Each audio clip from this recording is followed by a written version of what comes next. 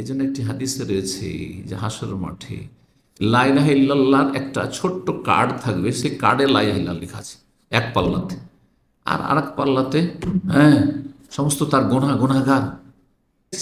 সূরা ফাতিহাতে 3 রকম তৌহিদের কথা রয়েছে, সূরা ইখলাস ফালাক নাসে তৌহিদের কথা, কাফিরুনে তৌহিদের কথা রয়েছে। এইভাবে তিনি তৌহিদ সম্পর্কীয় আয়াতগুলো নিয়ে এসেছেন। হইতে হবে, ইবাদত হবে আল্লাহর, তরিকা হবে রাসূলুল্লাহ সাল্লাল্লাহু আলাইহি সাল্লাম। এই কথাটি আমি কিন্তু 26 বছর থেকে বলে আসছি এই দমামে, খুব সহজ ভাষায়। যখন প্রাথমিক পর্যায়ে মানুষরা ছিল কিছু, আলহামদুলিল্লাহ এখন তো আপনারা অনেক কিছু শিখেছেন। আসসালামু আলাইকুম রাহমাতুল্লাহি ওয়া বারাকাতুহু। তার আগে একটি কথা বলি আরো, যে মানুষের কবরে কয়টি প্রশ্ন করা হবে? 3টি। 1 নম্বর প্রশ্ন কি বলেন তো দেখি? 1 নম্বর প্রশ্ন আল্লাহ সম্পর্কে। এর মানে যে আল্লাহকে মানতাম আর পীরকে মানতাম নাকি? তাহলে মনকের নাকের উদা হয়ে যায়, পীরকে মানত রে, এর আর মনকের নাকের হিসাব লাগবে নাকি? না না, মোটেই না, মোটেই না। আল্লাহকে মানত, আর কাউকে মানা যাবে না ওখানে। হ্যাঁ, আর কাউকে মানা যাবে না, এর মানে বেয়াদবি নয়। আর মানা যাবে না মানে আল্লাহর হক কাউকে দেওয়া যাবে না, আল্লাহর হক কাউকে, ওতে ভাগাভাগি চলবে না, এতে কোনো কম্প্রোমাইজ নেই আল্লাহর হকের ক্ষেত্রে। তো বলছিলাম প্রথম প্রশ্ন কি হবে, মান রব্বুকা, তোমার রব কি? তারপরে তার জবাব দিতে পারলে তখন 2 নম্বর, তাহলে তোমার দিন কি? তাহলে রব যখন, তো রবের তো মনোনীত দিন হচ্ছে ইসলাম, তোমার দিনটা কি? 2 নম্বরে যদি ইসলাম বলতে পারেন, পাশ করেন। আর পাশ করতে তখনই পারবেন যখন ইসলাম পালন করেছেন, ফরজ ওয়াজিব আদায় করেছেন, আপনি অন্তত ছিলেন, সর্বনিম্ন অন্তত মুসলিম ছিলেন, আপনি ঈমান ভঙ্গ করেননি। আর সেটাই যদি হয় তাহলে 3 নম্বর প্রশ্ন হবে, মান নাবিয়ুকা মা হাযার রাজুল আল্লাযী বুইসা ফীকুম, তিনি কে, যাকে পাঠানো হয়েছিল।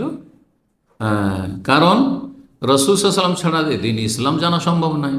তার মাধ্যমে আল্লাহ দিন ইসলামকে মানব জাতির কাছে পাঠিয়েছেন। সুতরাং রসুলকে জানছো না, তাহলে ইসলাম কি করে জানলে? হ্যাঁ, অতপ্রতভাবে এই 3টি বিষয় জড়িত, একটি আরেকটির সাথে জড়িত। আল্লাহ রাব্বুল হাসর মাঠে জিজ্ঞাসা, মাযা আজাবতুমুল মুরসালিন, রসুলগণ তোমাদের কাছে এসেছিল দাওয়াত নিয়ে, সমস্ত রসুলের দাওয়াত ছিল লা ইলাহা ইল্লাল্লাহ। জিজ্ঞাসা করে প্রত্যেক মানুষকে আল্লাহ জিজ্ঞাসা করবেন, যারা মেনেছে যারা মানেনি সকলকে, যে রসুলদের দাওয়াতের জবাব কি দিয়েছিলেন। মাযা আজাবতুম আল মুরসালিন, যারা মুমিন মুসলিম তারা জবাব দিতে পারবে, যুগে যুগে নবী রসুলের দাওয়াতে সাড়া দিয়েছিল। আর যারা মানেনি তারা হা হা লাদরি, কবরেও করবে আর হাসর মাঠেও করবে, জাহান্নামে যাবে। 6 নম্বর তৌহিদের গুরুত্বের পয়েন্ট হচ্ছে, তৌহিদ হচ্ছে সমস্ত আমল, ফরজ হোক আর নফল হোক, কবুল হওয়ার জন্য শর্ত। তৌহিদ নেই কোনো কিছুই কবুল হবে না। অর্থাৎ কোনো ব্যক্তি যদি আল্লাহর হক কাউকে দিয়ে দেয়, সে আল্লাহর তৌহিদের যে দিকগুলি রয়েছে, তৌহিদের রুবুবিয়াতে শিরক করলো, আল্লাহর কাজে শিরক করে দিল, অথবা আল্লাহর নাম গোনাবলিতে শিরক করলো, কুফরি করলো, অথবা আল্লাহ রাব্বুল আলামিনের ইবাদত বন্দেগীতে শিরক করলো, একটা শিরক যদি থাকে তাহলে কবুল হবে না। কারণ আমল কবুল হওয়ার জন্য আগে ঠিক থাকতে হবে তৌহিদ, ইখলাস।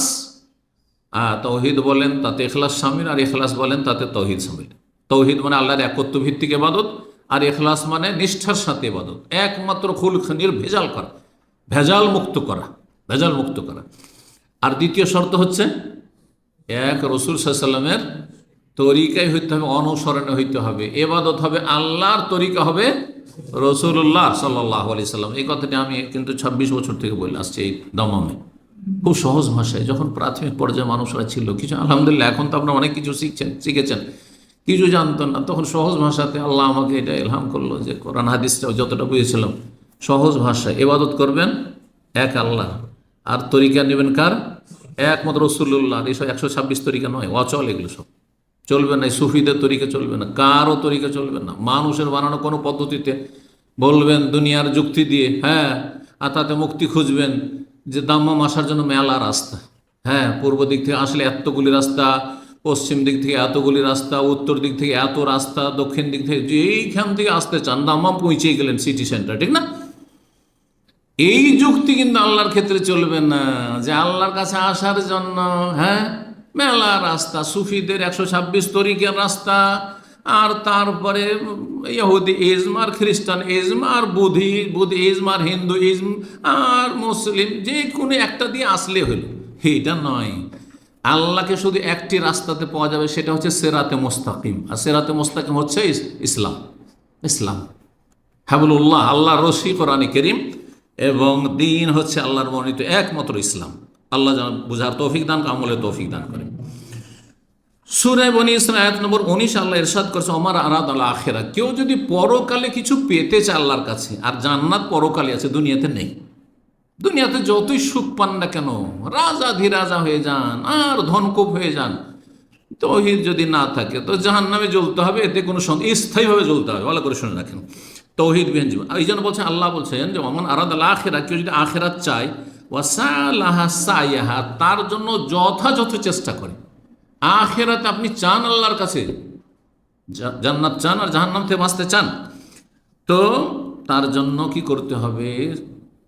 যথাযথ চেষ্টা থাকতে হবে। চেষ্টা হচ্ছে ফরজ ওয়াজিব আদায় করা, চেষ্টা হচ্ছে হারাম নাজায়েজ থেকে বেঁচে থাকা। আর তার আগের শর্ত হচ্ছে ওয়াহুয়া মুমিন, সে ঈমানদারও বটে। মুমিন আর ঈমানদার মানে মুওয়াহহিদ, তৌহিদবাদী। ঈমান, তৌহিদ ছাড়া ঈমান হয় না, তৌহিদ ছাড়া ইসলাম হয় না। কারণ ঈমান ইসলামে যখন তৌহিদ না থাকে, তখন তার নাম হয়ে যায় শিরক, তার নাম হয়ে যায় কুফর। ফাউলাইকা কানা সায়ু মাশকুরা, তাদের মেহনতের মূল্যায়ন করা হবে। আল্লাহ বলছে পরকাল চাই, আর তার জন্য যথাযথ চেষ্টা, আর ঈমান তৌহিদের সাথে, ঈমান মানে তৌহিদের সাথে, তাহলে ফাউলাইকা কানা সায়ু মাশকুরা, তাদের মেহনতের আল্লাহ মূল্যায়ন করবেন। আর না হলে তৌহিদ যদি না থাকে আর ভালো আমল করে, তাহলে কি হবে? তাদের আমলের কোনো মূল্যায়ন হবে না, বরং সেগুলি মরিচিকার মতো হবে। অন্য আয়াতে বলছে ওয়াল্লাযিনা কাফারু আমালুহুম কাসারাব, সূরা নূরে আল্লাহ বলছেন, কাফেররা কুফরির অবস্থায়, শিরকের অবস্থায় যারা দুনিয়া থেকে চলে গেছে, তাদের যে জনকল্যাণমূলক আমলগুলি ছিল, অথবা ইবাদত বন্দেগী ছিল, নামাজ রোজা হজ যাকাত করেছে, আর মাজারও পূজা করেছে, মাজারও খাসি গরু জবাই করেছে বা সেজদা করেছে আর চাদর চড়িয়েছে, তাহলে তাদের আমলগুলি দেখবে হাসর মাঠে কার মতো? মরিচিকার মতো। যেমন নদীর চরে, বালির চরে, বালি ঝিকঝিক ঝিকঝিক করে, চকচক করে, আর মনে হচ্ছে যে পানি আর পানি। একজন পিপাসিত ব্যক্তি ছুটে যায়, এই যে পানি কাছে, এই যে পানি কাছে, এই যাবে, যত যায় তত দূরে পানি হয়ে যায়, পানি পায় না। হাত্তা ইযা যাও, যখন কাছে চলে আসছে, আরে সব শেষ হয়ে গেল, কিন্তু পানি তো নাই। লাম ইয়াজিদহু শাইআ, কিছুই পাবে না। ঠিক তেমনই মনে করবে যে দুনিয়াতে তো অনেক নামাজ রোজা হজ যাকাত করেছিলাম, অনেক জনকল্যাণমূলক কাজ করেছিলাম, অনেক গরিব মিসকিনকে খাওয়াইছিলাম, অনেক রোজা রেখেছিলাম, অনেক হজ করেছিলাম, মা করেছিলাম, কিন্তু মাজার পূজা করে গেছিলেন, সেই জন্য মরিচিকার মতো হবে তার আমল বা তাদের আমল। আল্লাহ রাব্বুল আলামিন তৌহিদ বুঝার এবং আমল করার, প্রতিষ্ঠা করার তৌফিক দান করেন। 7 নম্বর গুরুত্বের পয়েন্ট হচ্ছে তৌহিদের। কোরআনে কারীমের পুরো বিষয়বস্তু হচ্ছে তৌহিদ। এই কথাটি আজকে বুঝে নেন এই অল্প সময়। কোরআনে কারীমের শুরু থেকে শেষ পর্যন্ত পুরো বিষয়বস্তু হচ্ছে কি? তৌহিদ আর তৌহিদ। এটা না বুঝলে কিন্তু, ভালোভাবে না বুঝলে বুঝতে পারবেন না। এটা কেমন কথা হলো? কোরআনের সব জায়গায় তৌহিদ, এত নবীদের কিসসা কাহিনী আছে, আর এত হুকুম আহকাম মাসলা মাসাইল আছে, আর এত বিয়ে শাদী তালাকের কথা আছে, বলছে সব তৌহিদ আর তৌহিদ, তৌহিদ আর তৌহিদ, তাই না? এত কাফের জাতির ধ্বংসের গল্প আছে, কাহিনী আছে, তো সবগুলি তৌহিদ। হ্যাঁ, সবগুলো তৌহিদ। কেমন করে তৌহিদ? ইমাম ইবনুল কাইয়্যিম রাহিমাহুল্লাহর মূল্যবান এই ব্যাখ্যা শুনলে বুঝবেন। মাদারেজুস সালেকিন, তার একটি গুরুত্বপূর্ণ কিতাব, 3য় খণ্ড 450 পৃষ্ঠে তিনি বলছেন। হুবহু তার কথাগুলি সংক্ষেপে, এতটুকু শুধু অল্প কথায় শুনিয়ে দিই। বলছে ইন্না কুল্লা আয়াতিন ফিল কোরআনিল ফাহিয়া মুতাযাম্মিনাতুল লিত-তাওহীদ, কোরআনে কারীমের প্রত্যেকটি আয়াত তৌহিদকে শামিল। যখন তার আলোচনা শুরু করলাম, সেখানে একটি কথা প্রসঙ্গে মনে আসলে কথাটি বলি। একটি কিতাব আমি অনুবাদ করেছি, ছোট্ট বই। কিতাবটির নাম হচ্ছে কোরআনে কারীমে তৌহিদ। কেউ পড়েছেন বইটি? কোরআনে কারীমে তৌহিদ। কারণ মনে আছে না, ভুলে গেলেন সব? এত গুরুত্বপূর্ণ কিতাব। শেখ আল্লামা সালেহুল ফওজান রাহিমাহুল্লাহ হাফিজাহুল্লাহ তাআলা, তিনি এখনও জীবদ্দশায় আছেন, তার কিতাব কোরআনে কারীমে তৌহিদের কথার বেশ কিছু আয়াত নিয়ে এসেছেন। সূরা ফাতিহাতে 3 রকম তৌহিদের কথা রয়েছে, সূরা ইখলাস ফালাক নাসে তৌহিদের কথা, কাফিরুনে তৌহিদের কথা রয়েছে। এইভাবে তিনি তৌহিদ সম্পর্কীয় আয়াতগুলো নিয়ে এসেছেন। তো এই কিতাবটি খুব গুরুত্বপূর্ণ কিতাব, ছোট্ট কিতাব হইলেও খুব গুরুত্বপূর্ণ, যে কোরআনে যে তৌহিদ ছড়িয়ে ছিটিয়ে আছে, সরাসরি শুধু তৌহিদ আর তৌহিদ ব্যাপক অর্থে যে তৌহিদের কথা, গোটা কোরআনটাই তৌহিদ, এই কথাটি আজকে বুঝে নেন এই আলোচনাতে। বলছেন যে কোরআনের প্রত্যেকটি আয়াত কি মুতাদাম্মিনাতুন লিত-তাওহীদ, তৌহিদকে শামিল। শাহেদাতুন বিহি, এই প্রত্যেকটি আয়াত এই কোরআনের তৌহিদের সাক্ষী দিচ্ছে। দাইয়াতুন ইলাইহি, আর কোরআন তৌহিদের দিকে আহ্বান করছে। কেন, কেমন করে? বলছে ফাইনাল কোরআন ইম্মা খাবরুন আনিল্লাহ, কোরআনে হয় আল্লাহ সম্পর্কে সংবাদ রয়েছে, আল্লাহ হচ্ছেন এমন, হুয়াল্লাহুল হুয়াল্লাহুল্লাযী লা ইলাহা ইল্লা হুয়া আলিমুল গায়বি ওয়াশ শাহাদাতি হুয়ার রাহমানুর রহিম, হুয়াল্লাহুল্লাযী লা ইলাহা ইল্লা হুয়াল মালিকুল কুদ্দুসুস সালামুল মুমিনুল মুহাইমিনুল আজিজুল জব্বারুল মুতাকাব্বির, সুবহানাল্লাহি আম্মা ইউশরিকুন, আল্লাহুল খালিকুল বারিউল মুসাউবির, লাহুল আসমাউল হুসনা। আছে না নেই? হ্যাঁ, এইভাবে আছে। আলহামদুলিল্লাহ রব্বুল আলামিন, আর রহমান, যিনি রহমান রহিম, মালিক ইয়াউমিদ্দিন। আছে না? জি, এইভাবে। তো বলছেন হয় আল্লাহ সম্পর্কে সংবাদ রয়েছে কোরআনে, না হলে ও আসমাই ওয়া সিফাতি ওয়া আফআলি, তার নাম সম্পর্কে, তার গুণাবলী সম্পর্কে, ও আফআলি, তার কাজগুলি সম্পর্কে। আল্লাহ এই করেন, আল্লাহ এই করেন, আল্লাহ এই করেন। আছে না নেই? ফাহিয়া তৌহিদ আল ইলমি আল খাবরি, তাহলে আল্লাহ সম্পর্কে এবং আল্লাহর নাম গুণাবলী সম্পর্কে আর কাজ সম্পর্কে, অর্থাৎ তৌহিদের রুবুবিয়ত আর তৌহিদুল আসমা সিফাত, দুটোকে একটি তৌহিদের, কেউ কেউ তৌহিদকে 2 ভাগে ভাগ করেছেন। তো তৌহিদকে যারা 2 ভাগে ভাগ করেছেন, তো একটি ভাগ হচ্ছে তৌহিদ ইলমি খাবরি, তৌহিদুল ইলমি আল খাবরি, যাতে তৌহিদের ইলম এবং খবর রয়েছে, সেগুলি আল্লাহর নাম গুণাবলী অথবা আল্লাহর কাজ সম্পর্কে। ওয়াইম্মা দাওয়াতুন ইলা ইবাদাতিহি, অথবা কোরআনের আয়াত রয়েছে যেগুলোতে আল্লাহর ইবাদতের দিকে আহ্বান করা হয়েছে। ওয়াহদাহু লা শারীকা লাহু, যার কোনো শরীক নেই, যিনি একক। আছে না নেই? ওয়া ইলাহুকুম ইলাহু ওয়াহিদ, আল্লাহু আহাদ, আল্লাহুস সামাদ ইত্যাদি। আর ওয়াখাল কুল্লি মা ইউবাদু মিন দুনি, আল্লাহ ছাড়া যেসবের ইবাদত হচ্ছে, উপাসনা, সেগুলি পরিত্যাগ করার কথা বলা হয়েছে। কুল ইয়া আইয়ুহাল কাফিরুন লা আ'বুদু মা তা'বুদুন, তোমরা ইবাদত করছো যেগুলি পূজা করছো, আমি করি না। হ্যাঁ, এইভাবে বারবার করে কথাটি রিপিট আসছে না? জি। তাহলে আল্লাহর ইবাদত করা আর অন্যের ইবাদত পরিত্যাগ করার কথা রয়েছে। একে বলা হয় তৌহিদুল উলুহিয়া বা তৌহিদুল ইবাদা, ওয়া ফাহুয়া তৌহিদ আল ইরাদি ওয়াত তালবি, তার অপর নাম হচ্ছে তৌহিদ ইরাদি এবং তালাবি। জি, এত দূর হয়ে গেল। আর কিছু আয়াত রয়েছে যেগুলোতে আমরুন আও নাহিয়ুন, আল্লাহর আদেশ রয়েছে, না আল্লাহর নিষেধ রয়েছে। ওয়া ইলজামুন বিতাআতিহি, তার আনুগত্য আবশ্যক করা হয়েছে। ফি নাহি ও আমরিহি, আল্লাহ নিষেধ করলে বিরত থাকো, আর আল্লাহ করতে বললে করো। ফাহিয়া হুকুক তৌহিদ ও মোকাম্মাল, এগুলি হচ্ছে তৌহিদের হক এবং তৌহিদের পরিপূর্ণতা। তৌহিদ কখন পরিপূর্ণ হবে? 5 ওয়াক্ত সালাত আদায় করছেন, আপনি ফরজ ওয়াজিবগুলি আদায় করছেন, হারাম নাজায়েজ থেকে বেঁচে থাকছেন, হ্যাঁ, নেক আমল করছেন, তাহলে কি হবে? হ্যাঁ, আপনার তৌহিদটা অলঙ্কারপূর্ণ হবে, সুসজ্জিত হবে। ওয়াইম্মা খাবরুন আন কারামাতিল্লাহ, অথবা কিছু আয়াত রয়েছে যেগুলিতে আল্লাহ যে সম্মানিত করেছেন সে সম্পর্কে খবর রয়েছে। কার আগে সম্মানিত করেছেন? তৌহিদবাদীদের, আহলে তৌহিদিহি ওয়া তাআতিহি, যারা অনুগত মুমিন মুমিনাত, তাদেরকে আল্লাহ যুগে যুগে সম্মানিত করেছেন। তারপর আখিরাতে সম্মানিত করবেন। যেই নিয়ামতগুলি আখিরাতের রয়েছে সেগুলির কথা রয়েছে। ওয়ামা ফুইলা বিহিম ফিদ দুনিয়া, আর দুনিয়াতে তাদেরকে কত কোণঠাসা করার, কত তাদের জুলম অত্যাচার করার, কত খুন করার চেষ্টা করেছে, কিন্তু আল্লাহ তাদেরকে আবার উপরে উঠিয়েছেন। কোথায়? রাতের অন্ধকারে। নবী সাল্লাল্লাহু আলাইহি সাল্লাম মক্কা থেকে কীভাবে হিজরত করতে বাধ্য হচ্ছেন, আবার মাত্র কয়টা বছর পর কি সম্মানের সাথে আবার এখানে উপস্থিত হচ্ছেন মক্কায়, আর সামনে কেউ দাঁড়াবার সাহস করছে না। সবাই শুধু এসে বলছে আমাদেরকে ক্ষমা করে দিন। আল্লাহু আকবার, চিন্তা করুন, জি, কি সম্মান। এগুলো কথা আছে না নেই? জি। ওমা ইউকরামু ফিল আখিরা, আখিরাতে যে আল্লাহ সম্মানিত করবেন তৌহিদবাদীদেরকে, তার কথা আলোচনা রয়েছে। ফাহুয়া জাযা ও তৌহিদ, এগুলো কি? এগুলি হচ্ছে তৌহিদের প্রতিদান, আল্লাহর তৌহিদের লা ইলাহা ইল্লাল্লাহর প্রতিদান। ওয়াইম্মা খাবরুন আন আহলিশ শিরকি, অথবা কোরআনে রয়েছে মুশরিকদের খবর, কাফের মুশরিক অবাধ্যদের কথা রয়েছে। ওমা ফুইলা ফিদ দুনিয়া, দুনিয়াতে তাদের মিনান নাকাল যে আযাব শাস্তি দেওয়া হয়েছে যুগে যুগে। আদ সম্প্রদায় ধ্বংস করে, সামুদ জাতিকে ধ্বংস করেছে, লুতের জাতিকে ধ্বংস করা হয়েছে, আর মুসা আলাইহিস সালামের ওই সেই ফেরাউনের সেনাবাহিনীকে ধ্বংস করা, এগুলো কথা আছে না নাই? মক্কার কাফেরদেরকে ধ্বংস করা হয়েছে, তাব্বাত ইয়াদা আবি লাহাব, এগুলো কথা রয়েছে।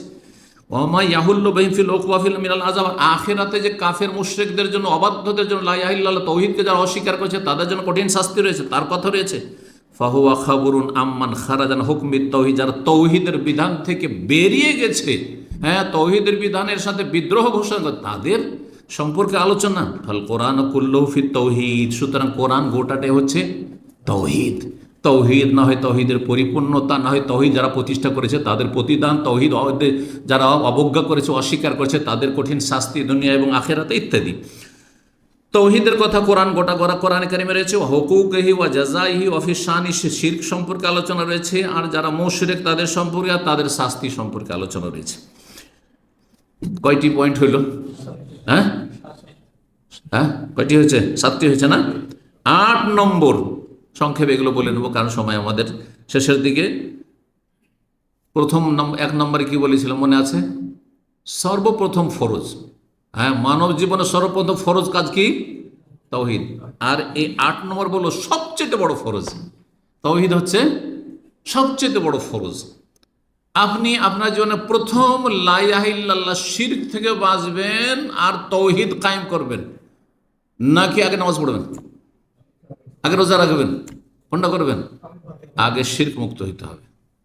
একটা অমুসলিম যখন আসবে আগে ওকে কলমা পড়াবেন না, চল নামাজটা পড়ে আসি পরে কলমা পড়াচ্ছি, হ্যাঁ? তো সবচেয়ে বড় ফরজ কি? যখন সবচেয়ে বড় ফরজ, তাহলে তার নেকিও সবচেয়ে বড়। এই জন্য একটি হাদিসে রয়েছে যে হাসরের মাঠে লা ইলাহা ইল্লাল্লাহর একটা ছোট্ট কার্ড থাকবে, সেই কার্ডে লা ইলাহা ইল্লাল্লাহ লেখা আছে এক পাল্লাতে, আর আরেক পাল্লাতে হ্যাঁ সমস্ত তার গুনাহগার কি হবে? লা ইলাহা পাল্লাটা ঝুঁকে যাবে, হারিয়ে যাবে। যত বড় ফরজ তত তাতে নেকিও বেশি, তাতে নেকিও বেশি। জি, এই জন্য শিরক মুক্ত ব্যক্তি যদি আমল কমও থাকে, কোন রকম 5 ওয়াক্ত ফরজ, 5 ওয়াক্ত ঘাটতি থাকলে হবে না। 5 ওয়াক্ত ফরজ, ফরজটা আদায় করেছে, 17 রাকাত পড়েছে, সুন্নত পড়েনি, তাহাজ্জুদও পড়েনি, কিছুই পড়েনি, কিন্তু শিরক করেনি। আর আরেকজন লোকের নামাজের পাহাড় আছে কিন্তু শিরক আছে, বড় শিরক, তাহলে তো স্থায়ী জাহান্নামী। ছোট শিরক আছে, তাবিজ আছে, তোমার আছে, বালা আছে, টাকা আছে, আর আল্লাহ ছাড়া অন্যের কসম, মায়ের কসম, বাপের কসম, হ্যাঁ, এইসব করেছে। এই যে করেছে, এই লোকের নামাজের পাহাড় থেকে, রোজা হজ জাকাতের পাহাড় থেকে ওই তৌহিদবাদী লোকের পাল্লার সাথে পাল্লা দিতে পারবে না হাসর মাঠে। ওই শুধু তার ফরজটা অত ঠিক ছিল, বেশি নেক আমল ছিল না। বোঝা গেছে তৌহিদ কত গুরুত্বপূর্ণ বিষয়। তৌহিদ থাকলে একদিন না একদিন জান্নাত পাবে, আর যদি তৌহিদ না থাকে তাহলে কোনোদিন জান্নাত পাওয়া যাবে না। 9 নম্বর বিষয়, জান্নাত জাহান্নামের বাজার আল্লাহ কেন তৈরি করেছেন? কেন তৈরি করেছেন? এই তৌহিদের জন্য। কারণ জান্নাত কোনোদিন ধ্বংস হবে না, জাহান্নাম কোনোদিন ধ্বংস হবে না, এইটা হচ্ছে আহলে সুন্নাত ওয়াল জামাতের আকীদা। আর অন্য অপরাধী যদি হইতো তাহলে হ্যাঁ হাজার হাজার বছর বা শত শত বছর জাহান্নাম থাকতো, তারপরে জাহান্নামের কোনো প্রয়োজন নেই, কারণ পানিশমেন্ট হয়ে গেছে। হ্যাঁ, যাবজ্জীবন চিরকালের জন্য শাস্তি একমাত্র কার জন্য? জাহান্নামের শাস্তি কার জন্য? কাফের মুশরিকের জন্য, তাওহীদ যারা প্রতিষ্ঠা করেনি। চোর ডাকাত চিরকাল জাহান্নামে থাকবে না যদি তার তাওহীদ ঠিক থাকে। কিন্তু আজকালকার মুসলিম সমাজের চোর ডাকাত আল্লাহ পরকাল জীবনেও চিন্তা করে না, নামাজ পড়ে না, আর বেনামাজি বড় কাফের, সুতরাং সেই ব্যক্তি মাজার পূজারই সমানই হয়ে গেল। জি, বেদিন। জান্নাত এবং জাহান্নামের বাজার আল্লাহ যে তৈরি করেছেন, সৃষ্টি করেছেন এবং প্রস্তুত রেখেছেন কিসের জন্য? এই তৌহিদের জন্য। লা ইলাহা ইল্লাল্লাহ, জান্নাতীদেরকে স্থায়ী করবেন লা ইলাহা ইল্লাল্লাহর ভিত্তিতে জান্নাতে, আর জাহান্নামীদেরকে স্থায়ী জাহান্নামী কারা হবে? যারা লা ইলাহা ইল্লাল্লাহকে নষ্ট করেছে, যারা শিরকে লিপ্ত হয়েছে, শিরকের অবস্থায় দুনিয়াতে গেছে। সর্বশেষ 10 নম্বর, আদম আলাইহিস সালামকে যখন আল্লাহ সৃষ্টি করলেন, তার ছেলে মেয়েরা যখন হতে লাগলো, তখন মানব জাতির কয়টা ধর্ম ছিল? কটা ধর্ম ছিল? একটি ধর্ম ছিল। কিন্তু নূহ আলাইহিস সালামের যুগে এসে কি হয়ে গেল? কয়টি ধর্ম হইল? কেন নূহ আলাইহিস সালামকে আল্লাহ 950 বছর দাওয়াত দিতে পাঠালেন জাতিকে? কেন? মানব জাতি কয় ভাগে ভাগ হয়ে গেছে? কয় ভাগে ভাগ হয়েছে? 2 ভাগে ভাগ হয়ে গেছে। 2 ভাগে ভাগ হয়ে গেছে। এক জাতির নাম হচ্ছে মুমিন মুসলিম, আর এক জাতির নাম হচ্ছে কাফের মুশরিক। সূরা তাগাবনের আয়াত নম্বর 2 আল্লাহ বলছে ওয়াল্লাযী খালাকাকুম, আল্লাহ সেই সত্তা যিনি তোমাদেরকে সৃষ্টি করেছেন। আদমকে যখন সৃষ্টি করলেন, আদমের ছেলেরা প্রথম সবাই তাওহীদের উপর, তারপরে শিরক শুরু হইল। তখন মানব জাতি এক না, মানব জাতি এক, আদম সন্তান, সব আদম সন্তান কি হয়ে গেল? একই দেখতে রং, সব এশিয়ান, সব ইউরোপিয়ান, সব আফ্রিকান, সব মানুষের মতো, সব অমুসলিমও একই মুসলিমদের মতোই দেখতে, তাই না? কিন্তু চিন্তা করেন, এক দলের নাম হয়ে গেল মুমিন, আরেক দলের নাম হয়ে গেল কাফের। তাহলে মানব জাতির বিভক্তির মূল কারণই হচ্ছে তৌহিদ। তৌহিদকে সমস্ত মানুষ যদি মেনে নিত, তাহলে নাম কিন্তু একটি থাকতো, কাফের নামটি আসতো না, মুশরিক নামটি আসতো না। আল্লাহ বলছেন, আল্লাহ তোমাদেরকে সৃষ্টি করেছেন এক মানুষ আদম থেকে, তারপরে ফামিনকুম কাফের অমিনকুম মুমিন, তোমাদের মধ্যে কেউ কাফের হয়ে গেল, এক জাতি। আর এক জাতি হচ্ছে মুমিন ইমানদার। এইভাবে আদম সন্তান দুই ভাগে বিভক্ত হয়েছে লা ইলাহা ইল্লাল্লাহর ভিত্তিতে। লা ইলাহা ইল্লাল্লাহ যারা মেনেছে তারা হচ্ছে মুমিন মুসলিম, আর যারা মানেনি তারা হচ্ছে কাফের মুশরিক। আল্লাহ রব্বুল আমাদেরকে দ্বীন ইসলাম বুঝার, তৌহিদ বুঝার এবং তা প্রতিষ্ঠা করার সার্বিক জীবনে তৌফিক দান করেন। সমস্ত রকম শিরক বিদআত থেকে আর পাপাচার থেকে আল্লাহ বাঁচিয়ে রাখেন। আর তৌহিদ দুর্বল হওয়ার কারণেই মানুষ পাপে লিপ্ত হয়। যার তৌহিদ যত শক্তিশালী, সেই ব্যক্তি তত পাপ মুক্ত। এইভাবে তৌহিদকে বুঝতে হবে, যেটা আর একটি আলোচনার প্রয়োজন রয়েছে। আল্লাহ রাব্বুল আমাদেরকে নেক আমলে তৌফিক দান করেন, হারাম নাজাজ থেকে বেঁচে থাকার তৌফিক দান করেন এবং তৌহিদকে সুন্দর করার আল্লাহ তৌফিক দান করেন। ওয়া সাল্লাল্লাহু আলা নবিয়িনা মুহাম্মদ ওয়া আলা আলিহি ওয়া সাহবিহি।